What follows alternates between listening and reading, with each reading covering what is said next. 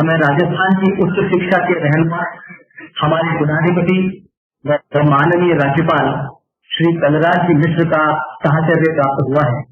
एक जननेता तथा राजस्थान के प्रथम नागरिक के रूप में आपकी ख्याति की सुमन सुरभि पूरे देश में व्याप्त है।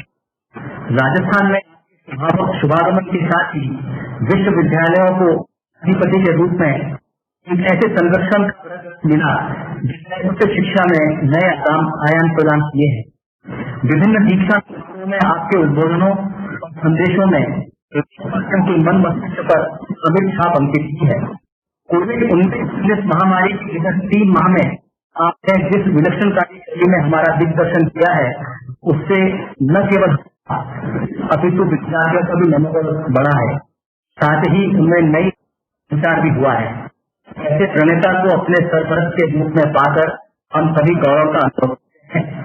इस ऑनलाइन डॉक्टर के.एन. नाग स्मृति व्याख्यान माला की आयोजन समिति और कुलपति की ओर से हम माननीय राज्यपाल महोदय से करबद्ध निवेदन करते हैं कि वे इस अवसर पर हमें आशीर्वचन प्रदान कर कोविड-19 महामारी की शिक्षण व्यवस्था पर मार्गदर्शन कर हमें अनुग्रहित करें। माननीय राज्यपाल महोदय।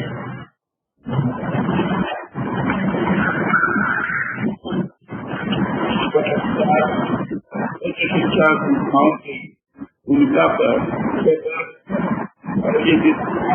सरकार में उपस्थित यूजीसी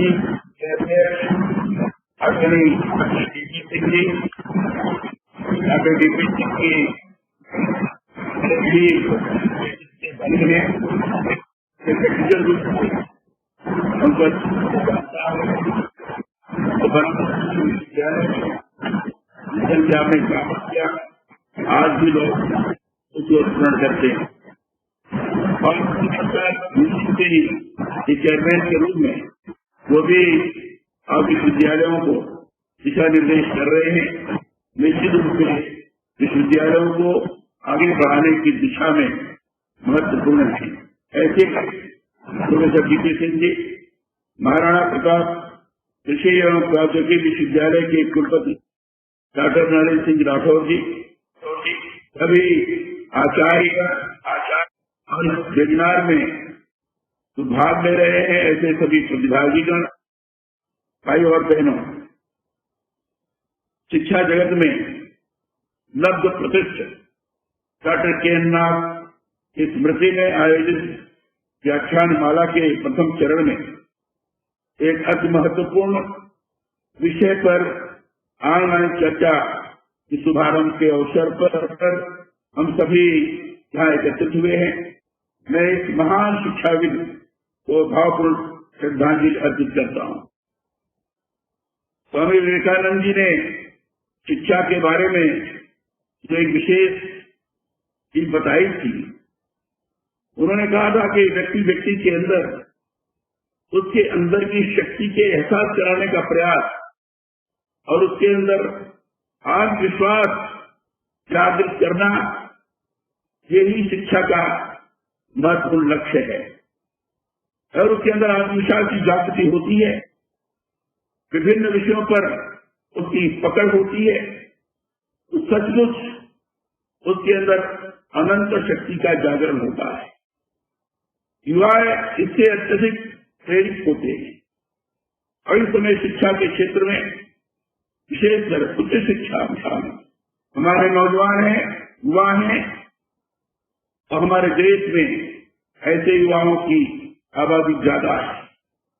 और इसलिए इस महामारी के काल में, कोविड-19 के काल के अंतर्गत निश्चित रूप से कई स्थानों पर एक दिग्भ्रम की स्थिति जो निर्माण हुई थी, उसको दूर करने की आवश्यकता है। और इसलिए इसको दूर करने के लिए शिक्षण संस्थान है, शिक्षकगण है, हमारे जैसे चेयरमैन ने कहा, इस समय मानवीय मूल्यों को लोगों के मन के अंदर, लोगों के व्यवहार के अंदर किस ढंग से आचरित हो, इसको ध्यान देने की ज्यादा आवश्यकता है। ऐसे मैं कह सकता हूँ कि कोविड-19 युवा वर्ग के भविष्य को और भी आशामय बनाने की दृष्टि से अवसर उपलब्ध करने के लिए आया है। और इसलिए ये हमारे लिए विशेष रूप से एक प्रबल चुनौती के रूप में है। मैं MPUAT को कोविड-19 महामारी के विकट काल और प्रतिकूल परिस्थिति के परिवेश में इस चर्चा द्वारा रचनात्मक कार्य के लिए मैं बहुत बहुत बधाई देता हूँ। कोविड-19 काल पश्चात उच्च शिक्षा संस्थाओं की भूमिका पर सार्थक चर्चा तथा रणनीति बनाने के लिए आयोजित यह संगोष्ठी शिक्षा के क्षेत्र में इस महान गुरु की स्वर्गीय डॉक्टर के नाग के प्रति हमारी कृतज्ञता अभिव्यक्ति का विनम्र प्रयास है। आज संपूर्ण मानवता कोविड-19 के विरुद्ध अपने अस्तित्व के लिए संघर्ष कर रही है। इस आपदा काल में जीवन के अन्य पहलुओं की तरह उच्च शिक्षा संस्थान भी शिक्षण को जारी रखने के लिए प्रयासरत हैं। कोविड-19 को पराजित करने के लिए जो नेतृत्व के तरफ से गाइडलाइन भी दी गई है और प्रत्यक्ष अनुभूति के आधार पर कहा जा सकता है कि व्यक्तिगत दूरी बहुत आवश्यक है, जिसको सोशल डिस्टेंसिंग के साथ, और व्यक्तिगत दूरी अगर है तो सही मायने में एक स्थान पर बैठकर विद्यालयों में एकत्रित होकर शिक्षा ग्रहण करना आज दुर्भर हो गया है। और इसलिए इस दिशा में शिक्षा के पद्धति के बारे में भी विचार करते किस रूप में हमें शिक्षा प्रदान करनी है, की जानी चाहिए, जिसके कारण ये पूरे छात्र लाभान्वित हो सके। यह एक महत्वपूर्ण चर्चा का विषय है और इसे ऑनलाइन की बात ज्यादा की जा रही है। ऑनलाइन शिक्षा हो, इसके लिए पूर्व में भी चर्चा कई बार हुई है। कोविड-19 के पहले भी हमने स्वयं विश्वविद्यालय के कुलपतियों की बैठक ली थी और उसमें हमने विशेष आग्रह किया कि हम यूनिवर्सिटीज को स्मार्ट यूनिवर्सिटी बनाएंगे और उस दिशा में लगातार काम चल भी रहे। उस दिशा में ऑनलाइन हर प्रकार की प्रक्रिया प्रारंभ हो, ये भी प्रयास किया जा रहा है। विभिन्न स्थानों पर शिक्षकों की कमी है तो ऑनलाइन आधार पर इस बार यूनिवर्सिटी है तो हम काफी छात्रों को उससे लाभान्वित करा सकते हैं। और इसलिए दुनिया भर के छात्र, अभिभावक और शिक्षाविद नवल कोरोना वायरस की असाधारण लहर के प्रभाव को महसूस कर रहे हैं। इस महामारी ने सभी स्कूल और महाविद्यालयों में शिक्षण प्रक्रिया में और बड़ा व्यवधान पैदा किया है। दूरस्थ शिक्षण के माध्यम से इस समय की अवधि में सभी हितधारकों के लिए गुणवत्तापूर्ण शिक्षा प्रदान करने का पूर्ण रूपेण प्रयास कर रहा है। भारत में मार्च का तीसरा सप्ताह वह समय था जब सभी महाविद्यालयों और विश्वविद्यालयों में कोरोना के खतरे से कक्षाओं में आमने सामने शिक्षण व्यवस्था में व्यवधान पैदा हुआ था। मैंने इसको प्रारंभ में ही आपको बताया। पारंपरिक वार्षिक प्रणाली वाले अधिकांश उच्च शिक्षण संस्थान वार्षिक परीक्षा के समय से गुजर रहे थे, जबकि सेमेस्टर प्रणाली वाले महाविद्यालय लगभग मध्य सेमेस्टर में पाठ्यक्रम की आवश्यकताओं का लगभग 50% पूरा कर चुके थे। इस घातक विषाणु के लंबे संक्रमण की परिस्थिति को भांपते हुए राजस्थान के सभी विश्वविद्यालयों में ऑनलाइन शिक्षण व्यवस्था को तत्काल लागू करने के निर्देश जारी किए गए। मेरे तरफ से विशेष रूप से आग्रह रहा है लोगों से। मैंने स्वयं अभी ऑनलाइन सभी कुलपतियों से वार्ता भी की थी और उसमें भी मैंने विशेष आग्रह किया था कि छात्रों को हानि नहीं होनी चाहिए। दूरस्थ बैठे हुए छात्रों को भी मोबाइल के माध्यम से भी ऑनलाइन शिक्षण प्रदान करने की दिशा में प्रयास करने चाहिए थे। इस बार के हमने निर्देश भी जारी किए हैं। प्रदेश के सभी कृषि विश्वविद्यालयों में सेमेस्टर प्रणाली के चलते ये व्यवस्था अत्यंत आवश्यक थी। मैं समझ सकता हूँ कि एकाएक शिक्षा पद्धति को बदलकर ऑनलाइन मोड में परिवर्तित करना कठिन था। छात्रों के हितों को देखते हुए ऑनलाइन कक्षाओं के संचालन में आपकी सक्रियता की मैं सराहना करता हूँ। किसी भी संस्थान की ताकत संकाय में निहित होती है। आज बदले परिवेश में संकाय को अपनी परंपरागत शिक्षण विधियों को बदलने और प्रौद्योगिकी केंद्रित शिक्षण को विकसित करने की आवश्यकता है। टेक्नोलॉजी ड्रिवन जिसको कहते हैं, उसका शिक्षण की आवश्यकता है। संकाय को अपने आप को सक्षम व्यक्तियों के रूप में साबित करना चाहिए जो छात्रों की उम्मीदों को पूरा कर सके। संकट का प्रबंधन करने और लंबी अवधि में एक लचीली भारतीय शिक्षा प्रणाली का निर्माण करने के लिए एक बहुआयामी रणनीति आवश्यक है।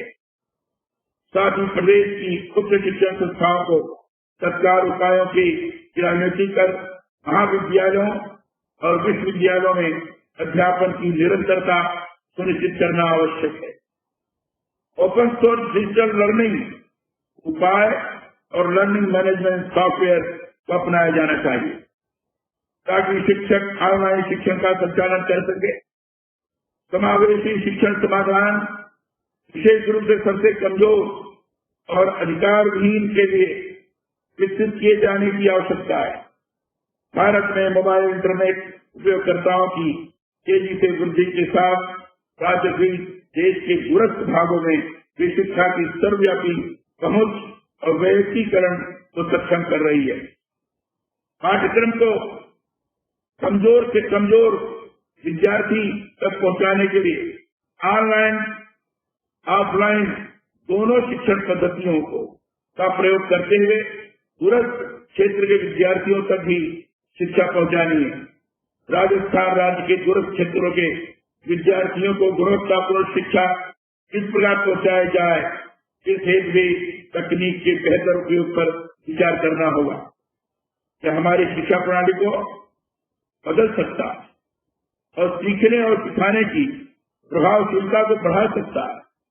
इससे छात्रों और शिक्षकों को सुनने के लिए कई विकल्प मिलेंगे। दुनिया भर में विद्यमान आपूर्ति के रुझान के उच्च शिक्षा क्षेत्र को तैयार करने के लिए विशिष्ट रणनीति की आवश्यकता होगी।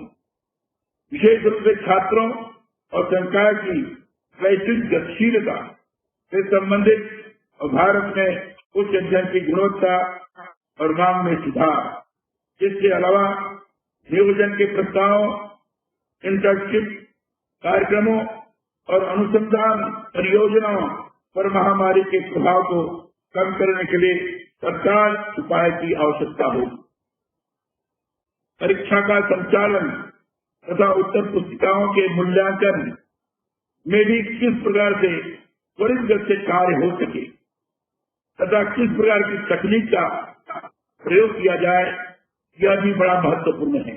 उच्च शिक्षा में वर्तमान अंतरण और शैक्षणिक प्रणाली पर पुनर्विचार करना भी महत्वपूर्ण है। एक शिक्षा प्रणाली के निर्माण के लिए ई लर्निंग मोड के साथ कक्षा शिक्षण को समेकित रूप से एकीकृत करना भी आवश्यक है। राज्य स्तर पर तकनीकी शिक्षा सुधारों में प्रमुख चुनौती वर्तमान भारतीय शिक्षा प्रणाली में प्रौद्योगिकी के सहज एकीकरण की है, जो दुनिया में सबसे अलग और सबसे बड़ी है। इसके अलावा प्रदेश ही नहीं अति संपूर्ण राष्ट्र में उच्च शिक्षण संस्थाओं द्वारा विकसित और ऑनलाइन सीखने के लिए गुणवत्ता आश्वासन तंत्र, गुणवत्ता मानदंड स्थापित करना भी बहुत ही महत्वपूर्ण भाग है। आज अलग अलग विश्वविद्यालय व संस्थाएं एक ही विषय वस्तु को भिन्न भिन्न प्रारूपों में विभिन्न प्रमाणन कार्यप्रणाली और मूल्यांकन मापदंडों के साथ विभिन्न स्तरों पर पाठ्यक्रम में प्रदान करते हैं। कोविड जनित परिदृश्य में जहां ई शिक्षण व्यवस्था लागू करने की चर्चा कर रहे हैं, हमें ई शिक्षण का संचालन करना होगा। ई शिक्षा हमें इंटरनेट के साथ साथ ऐसे प्लेटफॉर्म की आवश्यकता होगी जो व्यापक हो तथा एक समय में अधिक से अधिक विद्यार्थियों की आवश्यकता की पूर्ति भी कर सके। ऐसी समय सारणी बनाए जिसमें आरंभिक 2 या 3 माह में दूरस्थ व ई शिक्षण के माध्यम से सैद्धांतिक कालांशों का संपादन करे। तदुपरांत विद्यार्थियों को प्रयोगशालाओं व फील्ड में प्रायोगिक अनुभव हेतु छोटे छोटे समूहों में आवश्यकतानुसार कैंपस में बुलाया जा सकता है। यदि आवश्यक हो तो पाठ्यक्रम में आवश्यक बदलाव कर सैद्धांतिक व प्रायोगिक घटकों के संतुलन को पुनः परिभाषित किया जा सकता है। इस हेतु संकाय स्तर पर सक्रिय मंथन की आवश्यकता होगी। सौभाग्य से राजयोगी ने हमें शिक्षण हेतु कई नए आयाम और तकनीक प्रदान की है, जिसकी मौजूदा हालात में गंभीर प्रासंगिकता है। संवर्धित वास्तविकता AR एक्सेलरेटेड रियलिटी और आभासी वास्तविकता VR वर्चुअल रियलिटी।